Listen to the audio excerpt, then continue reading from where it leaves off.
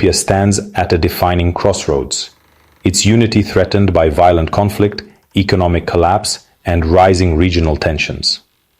The country, long seen as a symbol of resilience and hope in the Horn of Africa, now faces a moment that will determine its future for generations to come. The world watches anxiously as Ethiopia teeters on the edge, its fate uncertain and its people caught in the crossfire of history. Once an African economic powerhouse, Ethiopia now faces multiple crises: insurgency in Oromia, uprising in Amhara, and renewed clashes in Tigray. The bustling streets of Addis Ababa, once filled with optimism and growth, are now marked by uncertainty and fear. Shops remain shuttered, businesses struggle to survive, and the sense of security that once defined the capital has all but vanished. Across the nation, protests and unrest have become a daily reality, as communities demand justice, representation, and a voice in their own future. The government's reliance on military force has only deepened divisions, fueling a cycle of violence and retribution. Soldiers patrol city streets and rural villages alike, their presence a constant reminder of the fragile peace. For many Ethiopians, daily life is overshadowed by fear. Fear of violence, fear of arrest, and fear that the conflict will only escalate further. The trust between citizens and the state has eroded, replaced by suspicion and resentment. Over 4 million people are displaced, inflation is soaring, and unemployment is rampant. Families are forced to leave their homes, seeking safety in overcrowded camps or on the roads, carrying only what they can. The cost of basic goods has skyrocketed, making daily survival a struggle for millions. Markets that once bustled with activity now echo with frustration and despair, as people protest the rising prices and lack of opportunity. International investors are fleeing, and the government's militaristic approach is widely criticized as counterproductive. Once a magnet for foreign investment and development, Ethiopia now sees its economic prospects evaporate. Construction projects have ground to a halt, and the international community voices growing concern over the government's handling of the crisis, urging a shift toward dialogue and reform. Instead of addressing ethnic grievances and economic disparities, the state's confrontational tactics have pushed peace further out of reach. Negotiations stall as mistrust deepens and ethnic communities feel increasingly marginalized. The hope for reconciliation fades with each passing day, replaced by a sense of frustration and alienation among Ethiopia's diverse peoples. The dream of a united, prosperous Ethiopia is slipping away. As the sun sets over Addis Ababa, the nation stands at a precipice, its future uncertain, its people yearning for peace, and its legacy hanging in the balance. The choices made in the coming days will shape not only Ethiopia's destiny, but the fate of an entire region. In the heart of Ethiopia, the region of Oromia is gripped by a brutal and protracted conflict. Here, the government and the Oromo Liberation Army, or OLA, are locked in a relentless struggle for control and recognition. The violence has become a daily reality for millions, shaping the lives of entire communities and leaving deep scars that may take generations to heal.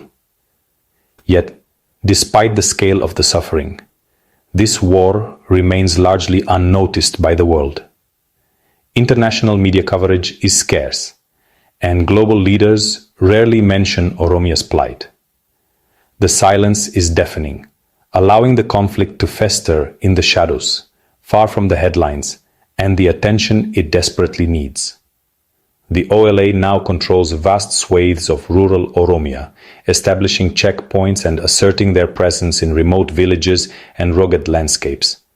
Their influence stretches across forests and mountains, making it nearly impossible for government forces to regain full control. Meanwhile, the government's refusal to engage in meaningful negotiations has locked the region in a deadly stalemate. Attempts at dialogue have repeatedly broken down, fueling mistrust and hardening positions on both sides. Caught in the crossfire, civilians are trapped between warring sides. They face arbitrary arrests, extrajudicial killings, and widespread abuses. Families are forced to flee their homes, seeking safety wherever they can, often with nothing but the clothes on their backs. The international community's silence has allowed these atrocities to continue unchecked. Humanitarian organizations struggle to access affected areas, and diplomatic efforts remain minimal, leaving the people of Oromia feeling abandoned and voiceless.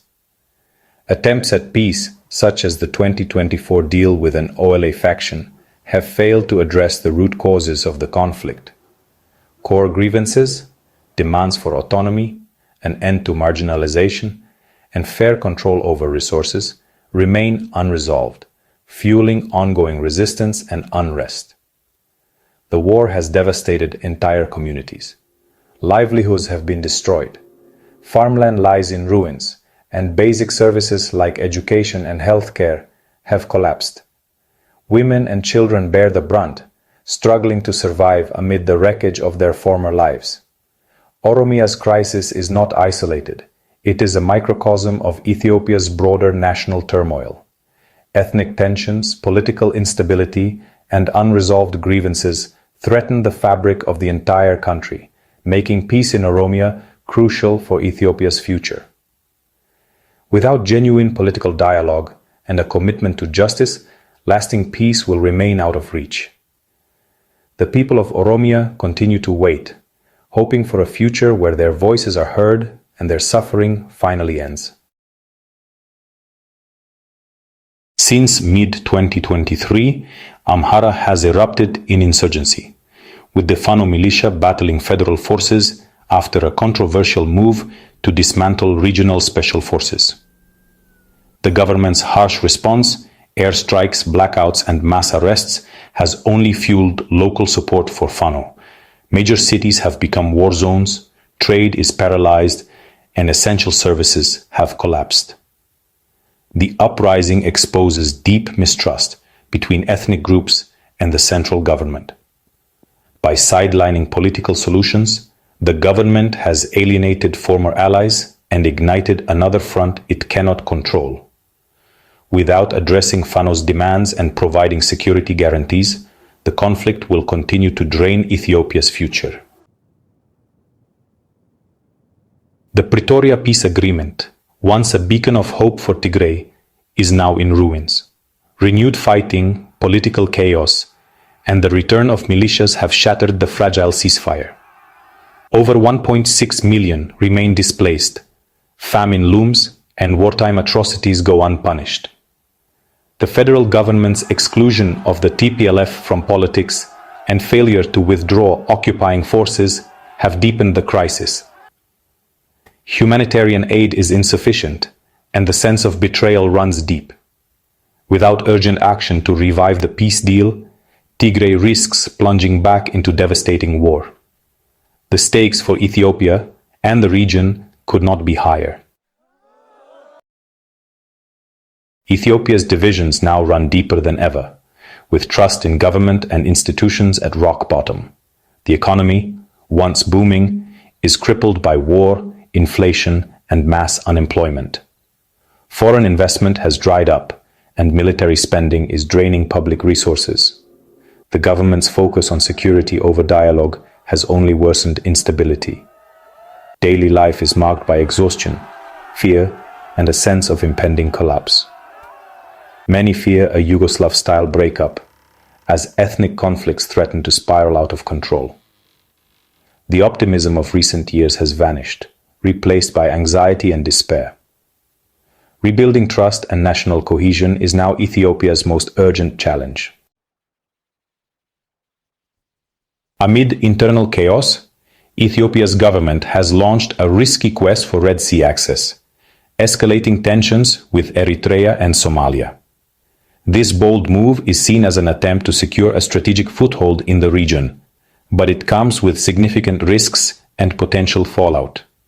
Prime Minister Abiy Ahmed's vow to reclaim the port of Assab has brought Ethiopia and Eritrea to the brink of war, with both sides massing troops at the border. The historical animosities between these nations are being reignited, and the specter of a full-scale conflict looms large. Eritrea, once an ally, now supports anti-government factions in Tigray, exploiting Ethiopia's instability. This shift in alliances has further complicated the already volatile situation, making it harder for Ethiopia to stabilize its internal affairs.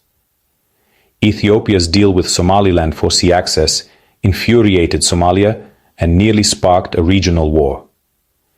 The agreement, while potentially beneficial for Ethiopia, has strained relations with its neighbors and added another layer of complexity to the regional dynamics. These moves have isolated Ethiopia diplomatically and created new enemies. The country's aggressive foreign policy has alienated potential allies and left it more vulnerable on the international stage. The government's foreign policy appears aimed at rallying nationalist sentiment, but risks igniting a wider regional conflict. The surge in nationalist fervor may bolster domestic support in the short term, but it also heightens the risk of a broader, more destructive war. Instead of solving problems, the Red Sea gambit threatens catastrophe for the Horn of Africa. The strategic importance of the Bab el-Mandeb Strait cannot be overstated, and control over this vital choke point is a high-stakes game that could have dire consequences. Ethiopia's internal and external crises are now dangerously intertwined. The government's actions have not only exacerbated existing tensions, but have also created new flashpoints, making the path to peace and stability increasingly elusive. The true cost of Ethiopia's conflicts is measured in shattered lives and deep trauma. Civilians endure shelling, massacres, and forced displacement, with psychological scars that may never heal. Sexual violence has been weaponized, especially in Tigray, leaving survivors with lasting wounds and little hope for justice. Food insecurity is rampant, with millions facing hunger as aid efforts are hampered by violence and bureaucracy. Aid workers and journalists are targeted with impunity, making relief efforts perilous. The lack of accountability for atrocities perpetuates a cycle of suffering. Ethiopia's humanitarian crisis is a tragedy unfolding largely out of sight. The world's inattention only deepens the injustice. The world watches Ethiopia's unraveling with alarm, but international responses have been fragmented and weak. US sanctions and Western condemnations have failed to shift realities on the ground. The Ethiopian government accuses outsiders of interference, creating a diplomatic stalemate.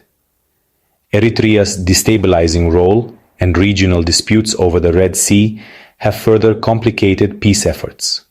The African Union has been slow and largely ineffective, hamstrung by non-interference. There is consensus that only inclusive dialogue and accountability can bring peace, but no clear strategy to achieve it.